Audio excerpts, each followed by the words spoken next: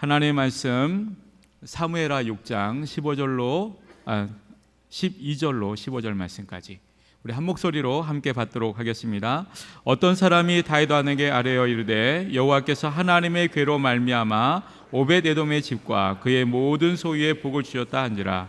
다윗이 가서 하나님의 궤를 기쁨으로 메고 오벳에돔의 집에서 다윗성으로 올라갈새 여호와를 궤를 맨 사람들이 6걸음을 가매 다윗이 소와 살진 송아지로 제사를 드리고 다윗이 여호와 앞에서 힘을 다하여 춤을 추는데 그때 다윗이 배 에봇을 입었더라. 다윗과 온 이스라엘 족속이 즐거이 환호하며 나팔을 불고 여호와의 궤를 메어 오니라. 아멘. 이 시간 호산나 찬양대가 하나님께 찬양 드리신 후에 담임 목사님 나오셔서 오벳에돔 시리즈 11번째로 이렇게 기쁠 수가 라는 제목으로 생명의 말씀 주시겠습니다.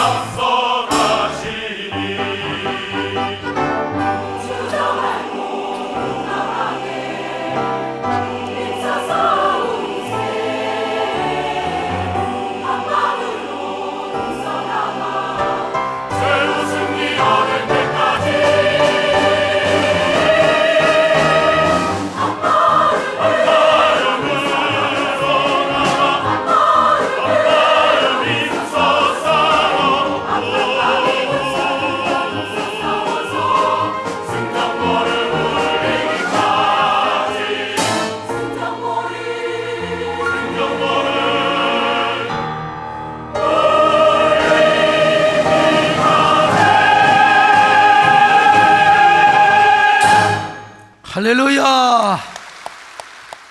여러분, 옛날 신주단지라고요. 신주단지 아십니까? 성주단지 내지는 조상단지라고 부르기도 했습니다. 그 조그만 항아리였는데요. 저 속에다가 벽시를 넣기도 하고 벽시가 없으면 쌀을 한 대박 넣기도 했습니다. 무속신앙에서 나온 것인데 이걸 집안의 가장 귀중한 곳에다가 모셨어요. 마치 구약에서 성막의 지성소의 법궤를 모신 것처럼 옛날 무속신앙을 가진 사람들은 신주단지를 그렇게 모셨습니다. 자, 그러면 조상님이 데려와서 또 아주 그냥 귀신들이 와가지고 자기 가정에 재앙을 막아주고 아주 건강을 지켜준다고 그렇게 생각을 했어요. 여러분, 그런데 다윗 시대에는 하나님의 법궤를 정말 우습게 여겼습니다. 세상에 무속신을 가진 사람들도 신주단지를 그렇게 정성스럽게 모셨는데 하나님의 법궤는 재앙을 가져온다, 죽음을 가져온다, 마치 막 메리스를 피해 다닌 것처럼 말이죠. 아이고, 이스라엘 백성들이 하나님의 법궤를 다가가는 것조차도 두려워했다 이 말이죠. 이때 오벳에돔이 나타났습니다. 모든 사람이 하나님의 언약궤를 부담스럽고 두려워하고 꺼림직하게 생각했을 때 오벳에돔은 하나님 앞에 자원제를 드리는 마음으로 너무나 친밀하고 너무나 친근한 모습으로 하나님의 언약궤를 모시고 갔어요. 이걸 다윗이가 봤습니다.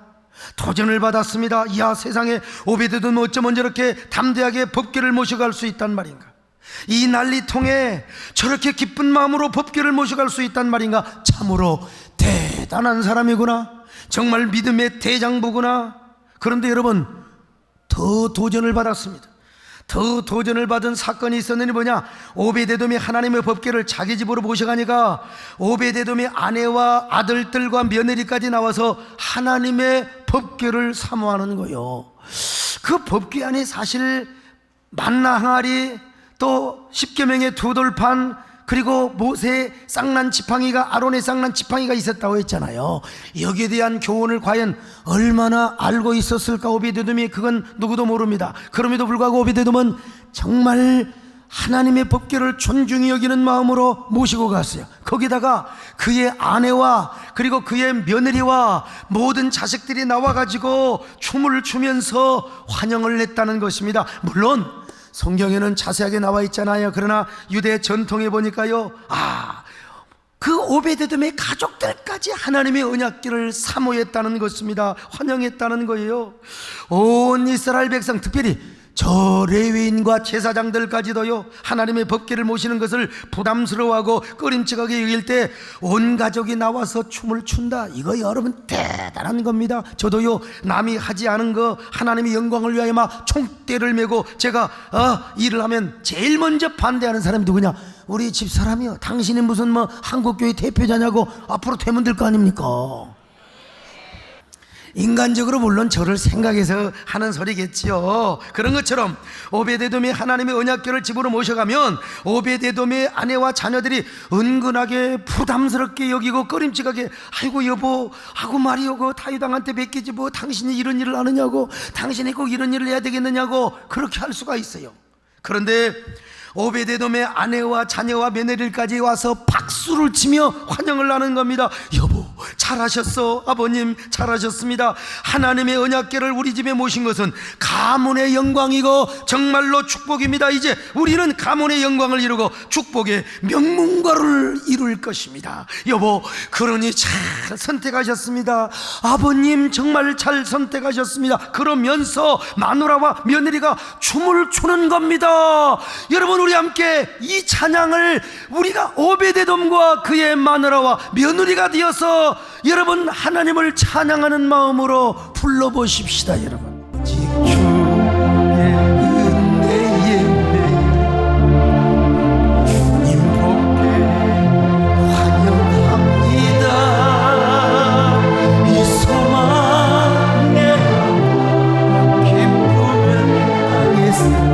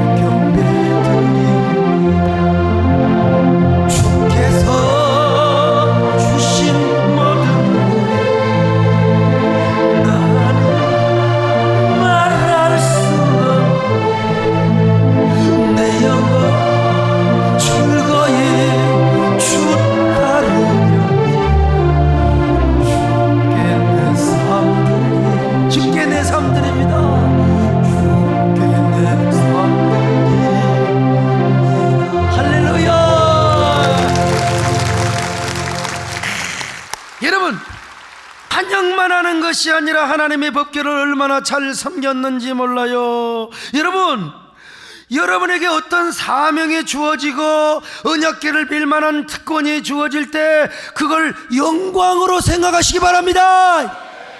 여보, 그걸 우리가 왜 맡아? 부담스럽게 그러지 말고, 여보 정말 잘했어, 그러게 내 영감이라 하지. 지난번에도 말씀드린 것처럼 법궤가 있는 방에 먼지를 닦고 등불을 닦아놨다는 거 아니겠습니까? 오베데돔과 그의 자녀들과 그리고 모든 식구들이 하나님의 언약궤를 지성소에다가 모신 것처럼 말이죠, 그걸 연상하면서 온 정성을 다해 하나님의 법궤를 모셨다는 증거입니다. 물론 법궤를 모신 방에 아무나 들어가지는 못했을 거예요. 아마 오베데돔과 장자 정도만 들어가지 않았을까, 그런 상상을 해봅니다. 거기 들어가서 불을 밝히고 먼지를 닦고 청소를 했다. 자, 그러면 온 가족들이 법궤를 모신 방 하면 함부로 들어갈 수는 없죠. 그러니까 여호와 영광을 찬양하며 그 법궤를 모신 그 방 앞에서, 야, 우리 집에 하나님의 언약궤를 모셨네. 그러니 우리가 마음을 다하고 성품을 다하고 힘을 다하여 하나님을 찬양하고 경배하자. 왜냐? 하나님의 언약궤 모신 것이 최고의 영광이거든, 최고의 축복이거든, 사명의 최고의 축복이거든요. 하나님 섬기는 것이 최고의 축복이거든. 이 세상에 무엇이 부럽겠느냐 이 말이요. 그래서 찬양하며 경배를 드렸을 거라 이 말입니다. 여러분, 우리 집 산대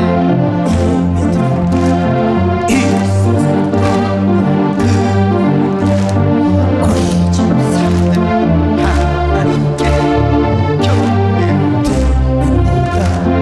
할렐루야.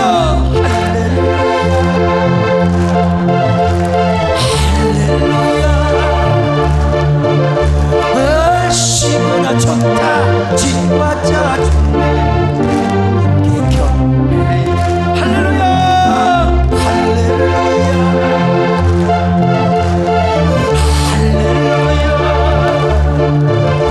얼씨구나 좋다 지와자 주님께 경배. 할렐루야. 하나님 앞에 영광을 돌려드립니다. 우리 요예연 집사님과 그리고 그의 딸이 오늘 이렇게 오베데돔의 아내와 며느리 역할을 했습니다. 이렇게 오베데돔과 그의 가족들은 하나님의 법궤를 3개월 동안 잘 모셨습니다. 그래서 하나님이 본때로 복을 준 거예요. 야, 진짜 내가 복을 주마. 사무엘하 6장 11절입니다 시작. 여호와의 궤가 가드 사람 오베데돔의 집에 석 달 있었는데 여호와께서 오베데돔과 그의 온 집에 복을 주시니라, 복을 주시니라, 복을 주셨어요. 어떤 복을 주셨느냐? 여러분, 당시에는 생명력, 다산, 번성이 최고의 축복이었습니다. 뭐 명예, 권세, 이건 두 번째야. 자식을 많이 낳아야 돼요. 생명력, 다산. 그래서 이 복은 유대 전통뿐만 아니라 대부분의 구약학자들이 다산과 그리고 번성의 복으로 동의를 하고 있습니다. 왜냐하면 당시에 가장 귀한 복은 바로 생명력 다산이었거든요. 자, 그런데 하나님께서 이 복을 3개월 안에 초자연적으로 주셨다는 것입니다. 그래서 유대 랍비들은 탈무드에서 이렇게 설명한다고 했잖아요. 오베데돔과 그의 8 아들들이 석 달 동안에 6명의 아들을 각각 낳았다고. 물론 우리는 이런 숫자 뭐 이런 것까지 우리가 다 받아들이기는 좀 곤란한 부분이 있습니다. 왜? 탈무드가 성경이 아니기 때문에. 그러나 분명하게 말씀드린 것은 뭐냐? 성경이 구체적으로 기록을 하고 있지는 않지만 하나님께서 3개월 동안에 초자연적인 다산의 축복을 주셨다는 거, 이 기본적인 것만큼은 우리가 인정을 하고 믿어야 한다는 사실이죠. 제가 몇 주 전에 이러한 말씀을 하였을 때 우리 교회 저를 자문하는 우리 신학교 교수님들이 좀 가급적 목사님 좀 절제를 하면 좋겠다고 해서 제가 또 그 권면을 받아들였습니다. 제가 그분들의 말을 잘 받아들였지만 사실 속으로 좀 은근히 불만도 있었어요. 그러나 물론 그분들이 저를 사랑할 뿐만 아니라 성경을 사랑하는 마음으로 여러분 동의합니다. 그런데 성경이 분명히 기록되어 있지는 않지만은 구체적 기록이 없다고 해서 하나님의 초자연적인 역사를 인간의 이성으로 좀 제한시키면 되겠는가, 이러한 반문을 사실은 제가 마음속으로 한 적이 있었어요. 그런데 얼마 전에 일본 목회자와 병신도들이 우리 교회를 방문했잖아요. 그때 일본의 만행, 특별히 아베 총리의 잘못된 역사 인식을 사죄하려고 우리 교인들 앞에서 막 여러분 울었어요. 내가 가까이서 보니까 막 눈물 흘리면서 흑흑흑 하면서 절을 하는 모습을 보면서 제가 감동을 받았습니다. 그런데 그때 사절단 대표가 세계적인 구약신학자인 무라오카 교수님이어서, 이 무라오카 교수님은요 일본이 낳은 세계적인 히브리어 문법 학자입니다. 저 화란의 라이덴 대학교 교수신데, 그래서 제가 식사 때부터 그분과 뭐 한일 관계 이런 거 얘기 안 했어요. 나에게 급선무는 뭐냐? 오베데돔에 대한 질문을 하는 거였습니다. 교수님, 오베데돔이 하나님의 언약궤를 잘 모셔서 3개월 동안 엄청난 복을 받았다고 성경은 말씀하고 있지 않습니까? 그런데 성경은 하나님께서 어떻게 구체적으로 오베데돔의 가정에 복을 주었는가, 이거는 기록하고 있지 않습니다. 그래서 저는 탈무드와 미드라시를 참고하려고 했습니다. 그래서 좀 설교를 구체적으로 또 생생하게 하려고 했는데 제 주변에 자문하는 분들이 자꾸 저를 절제시키셨습니다. 물론 제가 그걸 받아들였고요.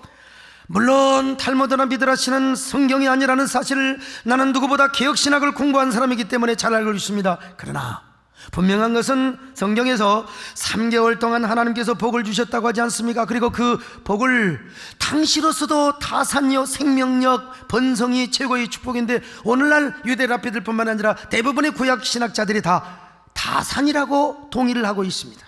그러므로 성경에서 구체적으로 말하고 있지는 않지만 3개월 동안 하나님께서 초자연적인 방법으로 다산의 축복을 하나님이 주셨다는 거, 이거 우리가 인정해야 되지 않습니까? 이렇게 제가 물어봤어요. 그랬더니 이렇게 말씀을 하시는 거예요. 그분께서 목사님, 저와 똑같은 생각을 하고 계십니다. 나는 히브리어를 전공한 사람이다. 그래서 저는 먼저 히브리어 본문을 제가 정확하게 히브리어로 봅니다. 그러나 성경은 모든 것을 확실하게, 모든 걸 구체적으로 다 담고 있지는 않기 때문에 히브리어를 아무리 분석해도 정확하게 뜻이 드러나지 않는 부분도 있습니다. 바로 오베데돔이 받은 축복의 경우도 거기에 해당됩니다. 그럴 때 제가 탈무드를 보고 미드라시를 봅니다. 특별히 탈무드 같은 경우는 유대 랍비들이 절대로 허무맹랑하게 기록한 책은 아닙니다. 물론 우리가 이건 알아야 됩니다. 그들의 구원사적이고 기독론적인 부분을 잘못 이해했어요. 그러니까 신학의 프레임 자체가 우리와 달라요. 그러므로 탈무드의 신학은 철저하게 배격을 해야 되겠지만 구약 성경의 역사적 사실적 해석과 설명은 탈무드가 거의 정확하게 설명을 하고 기록을 해놓은 것입니다. 그래서 참고를 할 필요가 있다고 봅니다. 그래서 나도 아브라함 설교를 하고 족장들의 얘기를 할 때 반드시 내가 성경을 근거로 한 바운더리 안에서 탈무드를 제가 참고를 합니다. 그러므로 오베데돔 같은 경우도 탈무드가 말한 대로 다산의 숫자까지 100% 받아들이는 것은 무리가 될지 모르지만, 그러나 3개월 안에 오베데돔과 그의 자녀들이 어느 정도 다산을 했다는 거, 이런 하나님의 기적을 부인하는 것은 신학적 이성의 논리가 하나님의 초자연적 기적과 성경의 기적을 제한시키는 우를 품할 수가 있는 것입니다. 소 목사님 말씀대로 성경에는 기록되지 않는 하나님의 기적도 많이 있습니다. 하물며 성경에서 분명하게 말씀하는 기적, 그것이 비록 구체적으로 기록되지 않았다 할지라도 성경이 분명히 말씀하는 기적 자체를 부인하는 우를 폼에서는 절대로 안 됩니다. 분명히 3개월 동안에 하나님께서 오베데돔의 집에 인간의 이성으로 이해할 수 없는 초자연적 타선과 번성의 축복, 이거는 우리가 확실하게 믿어야 합니다. 이게 제 말이 아니라 세계적인 구약학자가 하는 얘기라 이 말입니다, 여러분. 물론 그분의 말씀대로 그 신학적인 틀은 우리가 통해서는 안 돼. 그분들은 예수를 몰라요. 그러나 그 뭡니까? 저 에스라의 후예로서의 그 랍비들의 전통, 그리고 자기들 나름대로 성경을 사랑하려고 하는 그래서 기록해 놓은 부분을 성경 안에서, 성경이 말씀하는 그 근거 안에서는 우리가 받아들이고 또 참고를 할 수가 있다는 그분의 얘기입니다. 물론 그분의 말이 절대적이라고 제가 또 말씀드리지는 않겠습니다. 이런 분도 있다는 것이죠. 그러나 어쨌든 저는 오벳에돔의 집에 하나님께서 3개월 동안에 사람들의 눈에 보이도록 기가 막힌 다산과 번성의 축복을 주셨다는 거, 이것만큼은 여러분 저도 믿고 여러분들도 믿으시기를 바랍니다. 왜 하나님이 이런 획기적인 복을 주셨을까요? 그때는 이스라엘 모든 사람들이 하나님의 법궤를 꺼림칙하고 부담스럽게 생각을 했던 거예요. 제사장과 레인들까지도 하나님의 집에 법궤를 모셔라 할까 봐서 막 조바심이, 야 혹시 다윗 왕이 우리 집에 법궤를 모시라고 할까, 그래가지고 말이요 막 그냥 법궤 앞에 두려워 떨고 있었다 이 말이요. 한마디로 하나님의 법궤가 완전히 이스라엘 백성들에게 무시를 당하고 있었다 이 말이요. 오늘날로 말하면 하나님의 영광과 그의 성호를 위해서 사명 감당하는 것을 부담스럽게 여기고 천박하게 생각하고 있는 경우가 똑같다 이 말이요. 그래서 다들 오늘날 신앙생활을 편하게 하려고 합니다. 십자가 안 지려고 해요. 교회를 위하여 총대 메고 뭐 하나님의 영광을 위해 사명 감당하는 거, 이거 자꾸 막 꺼려하는 시대라 이 말입니다, 여러분. 오늘 우리 대한민국은 동성애 문제로 신음을 하고 있습니다. 우리는 자유민주주의 시대 속에 살고 있기 때문에 개인의 욕구와 성향에 따라서 동성애 할 수 있습니다. 여러분, 해서는 안 되지만 할 수 있는 거 인정해요. 그러나 소수차별금지법이라고 하는 이름으로 그것이 합법화되어서는 안 된다는 거죠. 이런 마당에 어떻게 동성애 축제를 서울시청 앞에서, 그것도 어떻게 관할 기관이 허락을 해주느냐 이 말이요. 그래서 한국교회가 들고 나선 겁니다. 미래 한국교회뿐만 아니라 여러분의 가정을 튼튼하게 해주고 국민 건강과 미래 밝은 사회를 이루기 위하여 동성애를 조지해야 되지 않겠습니까? 그러기 위해서 한국교회가 연합을 해야 되는 거예요. 모든 목사님들이 한 목소리를 내고 교회마다 막 그런 설교를 하고, 여러분 또 특별히 동성애를 지지하거나 그걸 합법화하려고 하는 정치인, 정당 절대로 여러분 우리는 지지해줘서는 안 됩니다. 여러분,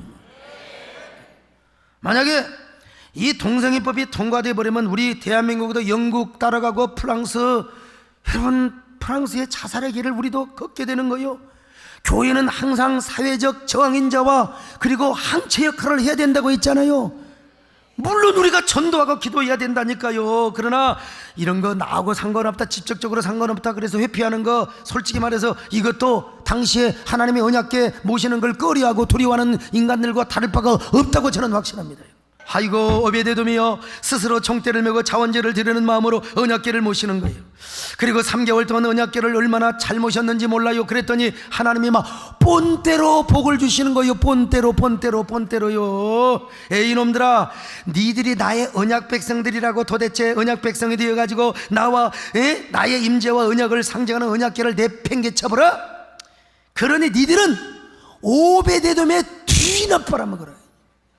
그런 마음으로 하나님께서 오베데돔에게 온 이스라엘 백성들이 눈으로 보고 귀로 들릴 정도로 하나님이 복을 주은 거요. 그래갖고 이 축복이 막 이스라엘의 모든 전역에 소문이 나버렸어요.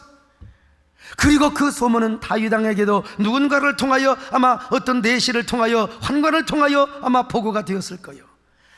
다윗의 얼굴이 홍당무가 되었습니다. 도전과 충격을 받아서요 안색이 달라졌네요. 오벳에돔 자신의 이름을 톡톡하게 한 겁니다. 바로 오벳에돔의 이름이 원뜻이 뭐라고 그랬어요? 남의 얼굴을 붉게 하고 홍당무가 되게 하는 사람이라고 안 했습니까? 그의 신앙의 인격과 삶을 통하여 다윗 왕이 다시 한번 빨갛고 얼굴이 붉게 만들어져 버렸어요. 그래서 당장 내가 하나님의 언약궤를 모셔오자. 내가 그 복을 받아야 하는데, 오베데돔이 받은 복을 내가 받아야 되는데, 나는 도대체 오베데돔 앞에 어떤 사람이란 말이냐? 쪼다지요, 쪼다. 그건 아니야. 이제라도 내가 그 복을 받아야 돼. 이제라도 내가 오베데돔이 받은 다산과 번성과 자손의 축복을 받아야 해. 나야말로 영광의 가문, 그리고 이스라엘에서 최고의 축복의 명문가를 이루어야 하지 않겠는가? 여러분요, 우리가 성경을 잘 흐름을 봐야 되는데, 실제로 다윗은 하나님의 법궤를 모셔오고 나서 성전을 짓겠다고 할 때 하나님이 다윗에게 약속한 최고의 축복이 뭔 줄 아세요? 명문가의 축복이요. 그 축복이 자손 대대로 흘러가는 축복입니다. 사무엘하 7장 15절로 16절이요. 시작. 내가 네 앞에서 물러나게 한 사울에게서 내 은총을 빼앗은 것처럼 그에게서 빼앗지는 아니하리라. 내 집과 내 나라가 내 앞에서 영원히 보존되고 네 왕위가 영원히 견고하리라. 이야, 기가 막혀요 여러분. 그래서 다윗이 이제 하나님의 언약궤를 모셔올 준비를 하는 것입니다. 그는 먼저 하나님의 언약궤를 모실 장소부터 준비합니다. 장막을 쳤어요. 자, 역대상 15장 1절이요. 시작. 다윗이 다윗성에서 자기를 위하여 궁전을 세우고 또 하나님의 궤에 둘 곳을 마련하고 그것을 위하여 장막을 치고, 여러분 그뿐입니까? 법궤를 수레로 끌고 오는 것이 아니라 이제는 레위인으로 하여 하나님의 법궤를 메고 모셔오도록 합니다. 자, 역대상 15장 2절이요. 시작. 다윗이 이르되 이 사람에는 하나님의 궤를 맬 수 없나니 이는 여호와께서 그들을 택하사 여호와의 궤를 메고 영원히 그를 섬기게 하셨습니다. 아이고, 옛날에는 수레로 끌고 왔는데 말이요, 완전히 대조적이요.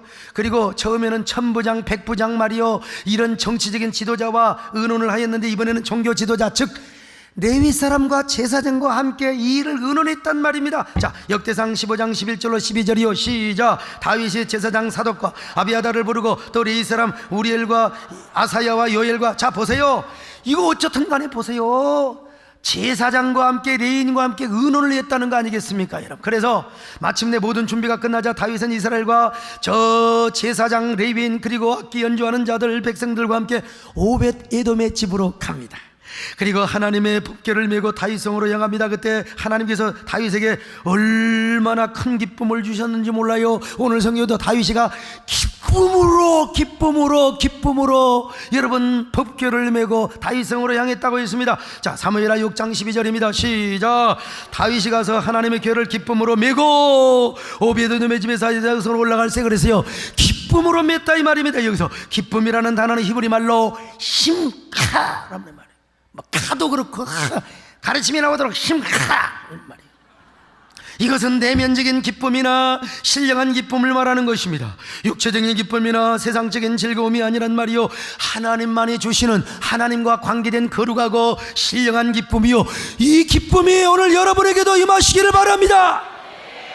다윗이 첫 번째 법궤를 모시러 가던 때는요, 그때 기뻐하는 표현은 뭐라고 하냐, 샤하크로 되어 있어요. 샤하크. 이것은 인간적인 열심을 내는 즐거움을 나타낼 때 쓰는 말이요, 사실은 이 단어가 뭐 연주하다 이런 뜻도 있는데, 사실은요 하나님의 율법을 어기고 자기들이 뭐 하나님이 기뻐하고 안 기뻐하고 그 상관없이 자기들이 지금 기뻐하고 있는 거요, 막 자기들이 막 춤을 추고 있었던 거요. 그런데 이번에 두 번째 법궤를 메고 갈 때는요, 하나님만이 주시는 신령한 기쁨, 감히 항거할 수 없을 뿐만 아니라 주체할 수도 없어요. 극도의 기쁨이요, 불강력적인 기쁨이요, 억제할 수 없는 내면에서 그냥 샘물처럼 솟아나는 이 기쁨을 가지고 법궤를 모셔왔다 이 말이요. 그런 기쁨으로 마침내 법궤를 메고 6걸음을 행했습니다. 그러자 다윗은 법궤를 메는 자들의 발걸음을 멈추게 하고 하나님께 소와 살찐 송아지로 제사를 드립니다. 사무엘하 6장 13절입니다. 시작. 여호와의 궤를 마는 사람들이 6걸음을 가매 다윗이 소와 살찐 송아지로 제사를 드렸습니다. 여러분, 이 제사는 형식상으로는 번제입니다. 왜냐하면 숫송아지 그리고 수염소만 드렸기 때문에. 그런데 성격으로 볼 때는 낙헌제입니다. 왜? 극도의 기쁨을 이길 수가 없네요. 하나님이 주시는 이 기쁨이요, 절제할 수 없는 기쁨이요, 그러니까 그런 마음으로 하나님 앞에 제물을 드렸으니까 낙헌제이기도 합니다. 왜 6걸음을 행한 후에 자원제적 번제를 드렸을까요? 유대 전통에 의하면은 법궤는 사람이 메고 가는 것이 아니라 하나님의 법궤가 사람들을 이끌어 간다고 이해를 했습니다. 여러분, 이건 유대 전통이 아니라도 이건 당연한 말이죠. 법궤를 맨 자들이 하나님의 말씀의 원칙과 원리대로 메고 가면 하나님이 그들에게 임재하셔서 자기들의 법궤를 메고 간 것이 아니라 하나님의 법궤가 자기들의 발걸음을 이끌어 가는 것을 감각적으로 느꼈다는 겁니다. 이건 오늘 우리도 마찬가지요. 여러분, 신앙생활도 내가 하고 봉사도 내가 하려고 하면은 힘들 때도 많습니다. 그러나 여러분요, 주님이 우리 안에 오셔서 기쁨을 주시고 은혜를 주시면 우리가 은혜로 봉사하고 은혜로 예배드리고 은혜로 하나님을 섬기며, 그게 얼마나 쉬운지 몰라요. 얼마나 재미있는지 몰라요. 내 안에 주님께서 나를 이끌어 가시는데 누가 잔소리냐 이 말이요. 여러분, 이렇게 신앙생활을 쉽게 하시기를 바랍니다. 봉사를 쉽게 하시기를 바랍니다. 그래서 법궤를 메고 간 사람들이요, 법궤에 대한 무게감이 전혀 느껴지지 않았다는 거예요. 그리고 자기들이 발걸음을 떼지 않아도 하나님의 법궤가 영적으로 끌고 가는 느낌을 갖겠다는 것입니다. 그런데 그 순간에 다윗과 언약궤를 맨 자들이 그걸 느꼈다는 거예요. 그래서 역대상에서는 하나님이 여호와의 법궤를 맨 레위 사람들을 도우셔서 도우심을 느꼈다는 것입니다. 그래서 하나님께 제사를 드렸다는 것입니다. 역대상 15장 26절이요. 시작. 하나님이 여호와의 언약궤를 맨 레위 사람들을 도우셨어요. 무리가 숫송아지 7마리와 순양 7마리로 제사를 드렸더라. 여러분, 하나님이 도와주셨네요. 하나님이요, 무슨 말입니까? 무게도 느끼지 않고 하나님이 임재하셔서 그들을 기뻐하시고, 그리고 하나님의 언약궤 그리고 임재하신 주의 영이 그들의 언약궤를 메고 가는 발걸음을 인도하시고 도와주셨다는 거예요. 이런 도와주심이 여러분에게 있기를 바랍니다. 그런 은혜가 여러분에게 있기를 바랍니다. 특별히 여러분 보세요. 하나님의 그 언약궤, 다윗에게 있어서요, 그 6걸음을 행한 6걸음이라고 하는 말이 얼마나 다윗에게 충격으로 아직도 남아있는지 몰라요. 왜냐하면 유대 전통에 하면 윗사가 하나님의 법궤를 만진 후 6걸음을 행하다 죽었다는 거래. 6걸음을 행하다 죽었다는 거예요. 그런데 다윗과 레인들은요, 법궤를 메고 6걸음을 뛰었음에도 불구하고 안 죽어요. 우사는 6걸음 뛰다가 죽어버렸는데, 야, 오히려 법궤의 무게를 느끼기는커녕 그들의 마음에 뭐라고 표현할 수 없을 정도로 심령의 기쁨, 하나님만이 주시는 심카의 기쁨이 샘물처럼 솟아났다는 것입니다. 그러니 다윗이가 이대로는 계속 언약궤를 메고 갈 수는 없어요. 너무나 기쁘고 감격스러워서요, 그래서 법궤를 이 자리에 내려놓고 거기서 낙헌제를 드리는 거요. 그것도 짐승을요, 한두 마리가 아니요, 7마리의 수송아지와, 역대상에서는 더 정확하게 말씀하고 있어요, 7마리의 순양을 하나님 앞에 드린 것입니다. 하나님, 너무나 죄송하기도 하고 감사하기도 합니다. 이 거룩한 언약궤를 모시지 못해서, 첫 번에 모시지 못해서 죄송하지만, 그러나 이제라도 감사합니다. 두 번째라도 저의 마음을 받아주시고 저를 용납해 주시니 제 마음이 얼마나 기쁜지 알 수 없습니다. 이건 인간적인 기쁨이 아닙니다. 하나님이 내 안에 주시는 신령한 기쁨이요, 하늘의 평화입니다. 주체할 수 없는 기쁨과 감당할 수 없는 감격, 이 감격은 하나님만이 주시는 것입니다. 이 기쁨, 주 주신 것, 이 기쁨, 할렐루야, 주님 주신 것, 이 기쁨, 주님 주신 것, 주께 영광, 할렐루야, 주만 찬양해. 하나님, 그러니 이 기쁘고 감사한 마음, 자원하는 마음을 번제로 표현하게 싸우니 낙헌제를 드리오니 하나님이여 받아주시기를 원합니다. 이렇게 그들은 하나님의 강력한 임재를 느끼며 법궤를 자기가 매겨간 것이 아니라 하나님의 법궤를, 하나님께서 법궤를 인도하는 감격을 느꼈단 말입니다. 오늘 이것은 우리도 마찬가지예요. 사명을 무겁게 생각하고 부담스럽게 생각하는 사람은요, 억지로 여러분이 교회를 봉사하고 그러면은 괜히 진짜 힘들어요. 막 무거워요. 무거운 짐을 나홀로 지고 말이요, 왜 이렇게 그냥 힘든지 몰라. 그러나 같은 사명이라도요, 믿음으로 감당하고 하나님의 영광을 위해서 하면요, 하나님이 먼저 우리에게 기쁨을 주십니다. 하나님의 일과 사명이 쉽게 느껴집니다. 봉사가 쉬워집니다. 아이고, 내가 헌금을 할까 말까, 아니에요. 그냥 하나님의 마음으로 드려지는 거예요. 아, 전도가 힘들고, 아니요, 재미있습니다. 할렐루야. 핍박을 받는다고, 아니요, 그건 의례껏 하는 것입니다. 여러분, 왜냐, 여러분의 사명의 현장에 하나님이 임재하시기 때문에 그렇습니다. 하나님의 영이 도와주시기 때문에 그렇습니다. 이런 사람의 삶의 기적이 나타납니다. 치유의 역사가 나타납니다. 모든 악한 마귀가 한 길로 왔다가 7길로 도망가 버려요. 여러분요, 메르스도 한 길로 왔다가 도망가 버릴 줄 믿습니다. 7길로 도망가 버립니다. 여러분요, 이렇게 좀 기쁨으로 사명을 감당하시기를 바랍니다. 동성애 반대 집회도 막 이렇게 기쁨으로 보이시기를 바랍니다. 여러분, 마침내 하나님의 언약궤가 다윗 성 앞에 이르게 되었습니다. 그러자 다윗은 또 한 번의 기쁨을 느끼기 시작합니다. 다윗 성 앞에서 하나님만이 주시는 심카의 기쁨, 신령한 기쁨이 막 위로부터 폭포처럼 쏟아내리는 거예요. 하나님이 다윗에게 막 아마 이런 감동을 주셨을 겁니다. 다윗아, 야, 이제야 마침내 에브라임 지파가 발로 차버렸던 성서권을 네가 빼앗아오는구나. 온 이스라엘 백성들이 우습게 여겼던 언약궤, 네가 다윗성으로 모셔오는구나. 언약궤를 발견하기까지 장막에도 들어가지 않냐고, 침상에도 오르지 않냐며 눈꺼풀로 휴게하지 않았다고 고백하지 않았더냐. 그러니 야, 얼마나 기쁘냐. 나도 기쁘다. 그래서 내가 이렇게 거룩하고 황홀한 기쁨을 내 가슴 속에 폭포처럼 부어주노라. 다윗이 뭐라고 하나님 앞에 중얼거렸을까요? 하나님, 그렇습니다. 하나님의 법궤를 마침내 나의 성으로 모셔오다니요, 하나님의 축복의 궤가 내 집으로 모셔오다니, 하나님, 너무나 기쁩니다. 내가 기뻐서 환장해 죽겠습니다. 여러분, 환장이라는 말 아시죠? 사람 참 환장하겠네, 이런 노래 아세요? 너무나 좋으면 환장한단 말이에요. 환장해. 하나님, 이럴 때는 어떻게 하면 좋을까요? 제가 하나님이 주신 기쁨으로 춤을 추어도 되겠습니까? 제가 너무나 기뻐서 춤을 추는 것이 하나님 앞에 경망스럽게 보이지 않을까요? 제가 너무나 좋아서 이렇게 춤을 추고 싶습니다. 여러분, 하나님이 뭐라고 감동하시겠어요? 야, 네가 내가 준 기쁨으로 춤을 춘다는데 누가 참말을 하겠느냐?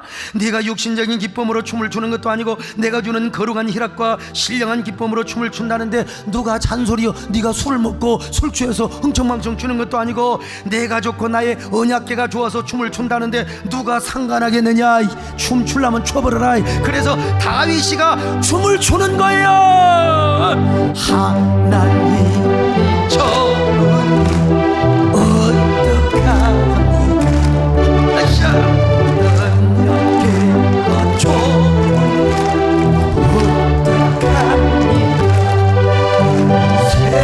세상에 어떤 것도 비길 수 좋은 우리 주의 영예를 보면서 춤을 추며 찬양합니다. 우리 주의 영예를 보면서 춤을 추며 찬양합니다. 찬양합니다. 춤을 추며 찬양합니다. 찬양합니다. 찬양합니다. 춤을 추며 찬양합니다. 찬양합니다. 찬양합니다. 춤을 추며 찬양합니다. 찬양합니다. 찬양합니다. 춤을 추며 찬양합니다. 할렐루야. 저 춤춘 최성주 집사님이 왕년에 KBS 개그맨 시험에 떨어진 사람입니다. 면접에서 떨어졌어요. 여러분도 주의 일을 하면서 이런 기쁨을 느끼시기를 바랍니다. 사명을 감당하며 이렇게 기뻐 춤을 추시기를 바랍니다. 봉사와 사명의 언약궤를 메고 갈 때도요, 억지로 하지 마세요. 교회 봉사하고 여러분이 사명 감당하며 전도하고 예배 드릴 때, 봉사할 때 억지로 하지 마세요. 교회에 올 때도 좀 기쁨으로 오시기를 바랍니다. 아, 이것도 뭐 주일이야, 에이, 진짜. 아, 이것도 오늘 또 11조를 해야 될까 말아야 될까. 아이고, 또 오늘 메르스가, 아이고, 교회에 또 뭐 별 사람이 다 모이는데 말이요. 여러분, 메르스가 어디가 있어요? 기쁨으로 사명을 감당하며 춤을 추고 예배를 드리는데 메르스가 올라다가 에라이 재수없이 한 길로 왔다가 7길로 도망가 버려요. 믿습니까? 여러분, 도망은 무슨 도망가기 전에 멸균되어 버립니다. 여러분요, 치료의 광선으로 성령의 능력으로. 그런데 하여간 이렇게 우리 신앙적으로 이렇게 믿으시기를 바랍니다. 그런데 다윗이 실제로 어떤 춤을 추었느냐? 사실은 빙글빙글 도는 춤을 췄어요. 우리 최성주 집사님이 한 춤을 이렇게 나름대로 잘 췄는데 유대인들이 가장 기쁠 때는요, 빙글빙글 도는 춤을 추는 겁니다. 자, 보세요. 저렇게 빙글빙글 돌면서 저게 초막절에, 그렇죠, 초막절에 아주 그냥 최고의 기쁨이 가득할 때 빙글빙글 돌면서 애들도 막 돌잖아요. 어쨌든 간에. 그래서 오늘 최성주 집사 막 돌았잖아요, 여러분요. 이렇게 언약궤를 모셔온 다윗은 훗날 어마어마한 축복을 받았습니다. 하나님 나라를 예표하고 하나님 나라의 왕을 예표하는 축복이요, 다윗이가 그의 나라와 그리고 그가 그런 축복을 받았어요. 근데 이 축복을 받는데 누구로부터 도전을 받았느냐? 오벳 에돔입니다. 여러분, 오벳 에돔, 우리식으로 말하면 오집사님의 도전을 받은 거예요. 오벳 에돔이 우리식으로 옷이 아닙니까, 여러분요? 여러분, 오벳 에돔이 얼마나 큰 임팩트와 챌린지를 주었습니까? 여러분, 오벳 에돔이 되시기를 바랍니다. 다윗이 되시기를 바랍니다. 오벳 에돔이 되었든 다윗이 됐건 축복의 주인공이 되시기를 바랍니다. 그러면 이 스토리는 어떻게 계속됩니까? 아쉽게도 시간이 다 갔습니다. 다음 시간은 더 하나님의 말씀의 메시지가 하이라이트로 여러분 올라갑니다. 하나님 아버지 고맙습니다. 우리 모두 하나님 진짜 오베데돔이 되게 하여 주시옵소서. 다윗이 되게 하여 주시옵소서. 우리 다 같이 가슴에 손을 얹으시기 바랍니다. 하나님, 오늘 이 말씀을 우리가 들었습니다. 오늘 귀한 성도들 오베데돔이 되게 하여 주시옵소서. 다윗 왕이 되게 하여 주옵소서. 우리가 하나님이 주시는 심카의 기쁨으로 언약궤를 메고 가게 하여 주옵소서. 우리가 그런 마음으로 사명을 감당하게 하여 주옵소서. 그럴 때 메리스는 물론이거니와 우리의 삶에, 우리의 인생길에 있어서 모든 병마가 쫓겨나게 하게 하여 주시옵소서. 다 멸견되게 하여 주실 줄로 믿습니다. 하나님, 재앙과 모든 저주의 권세는 물러가며 우리 앞에 언제나 치료와 기적과 놀라운 형통의 축복이 있게 하여 주옵소서. 성성장구의 축복이 있게 하여 주옵소서. 오늘 이 자리에 공기도 축원하여 주옵소서. 우리 성도들이 가는 인생길을 하나님 천군 천사 보내어서 주여 그의 가는 길을 바당을 쓸듯이 하나님 예비하게 하여 주옵시고, 하나님께서 주의 사자들을 보내어서 항상 저들의 삶을 지켜주시옵소서. 예수님의 이름으로 기도드리옵나이다. 아멘.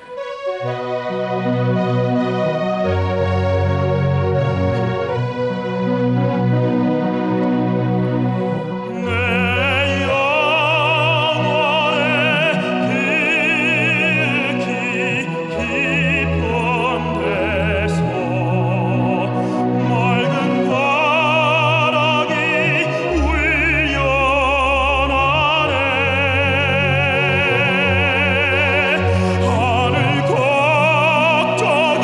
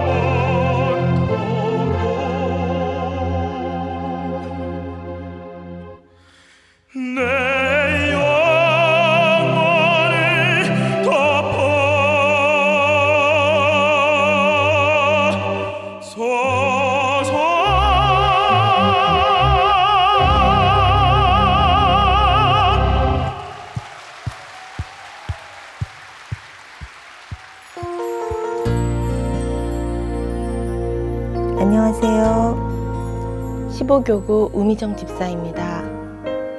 모든 것이 부족한 제게 은혜 주셔서 이 자리에 서게 하신 하나님께 모든 영광을 돌립니다. 저는 천주교에서 기독교로 개종을 하고 우리 교회를 다닌 지는 이제 4년이 되어갑니다. 그런 제가 3번 연속 전도상을 받게 된 것은 정말이지 기적과 같은 일입니다. 사회생활도 오래 해왔고 학원 사업도 해왔던지라 남에게 지는 것이나 자존심을 굽히고 허리를 숙이는 일을 할 수 있으리라 생각도 하지 않았습니다. 모르는 사람에게 먼저 말을 건네는 일은 정말 상상도 못할 일이었습니다.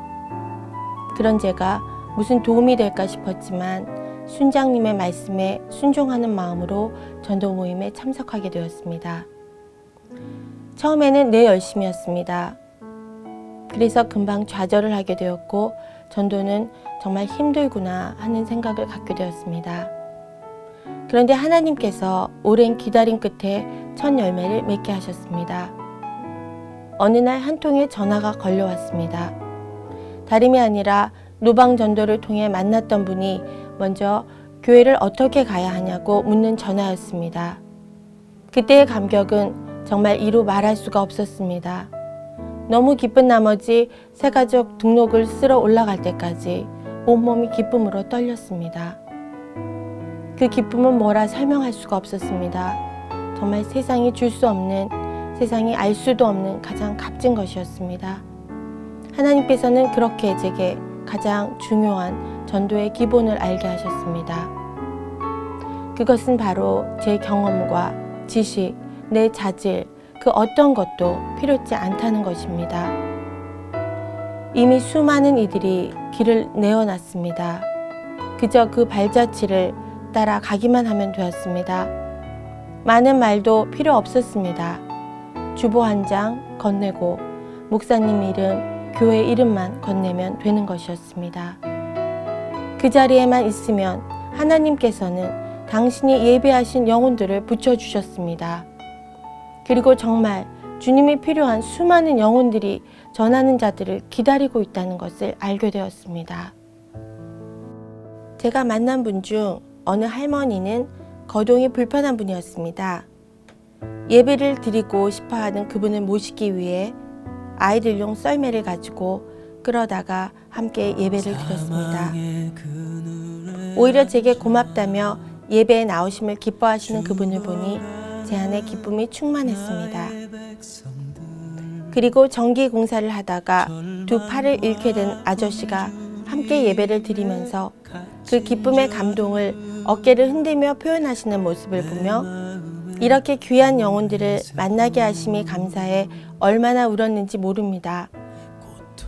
그저 감사 또 감사했습니다. 그리고 동상으로 두 다리를 잃으신 분을 전도하게 되었는데 폭설이 내리던 겨울날 앞으로 우리 교회를 다니려면 길을 익혀야 한다며 구성에서 몸소 수동 휠체어를 끌고 오셨습니다. 그분은 그 뒤로 지금까지 빠지지 않고 교회에 나오고 계십니다. 수많은 영혼들을 만나면서 제가 한 것은 아무것도 없었습니다. 저는 그저 주보 한 장 건네고 교회 다니세요? 한마디 건넨 것이 다였습니다. 하나님께서는 당신이 예배하신 영혼들을 보내주셨습니다. 너무나도 수많은 영혼들이 갈급해하며 기다리고 있었습니다. 어떤 경비 아저씨에게 주보를 건네며 왜 교회를 한 번도 나오지 않아 보셨어요? 라고 물은 적이 있었습니다. 그분은 제게 이렇게 말씀하셨습니다. 아무도 내게 교회를 가자고 하는 사람이 없었어요. 라고 말입니다. 먼저 그의 나라와 그의 의를 구할 때 하나님께서는 제 삶의 모든 것을 공급해 주셨습니다. 그리고 전도하는 그곳에 가장 큰 축복과 기쁨이 있습니다. 그저 전도의 자리에 나아가며 순종하기만 하면 하나님의 은혜와 축복을 여러분 또한 경험하게 될 것입니다. 하나님께 이 모든 영광을 올려드립니다. 감사합니다.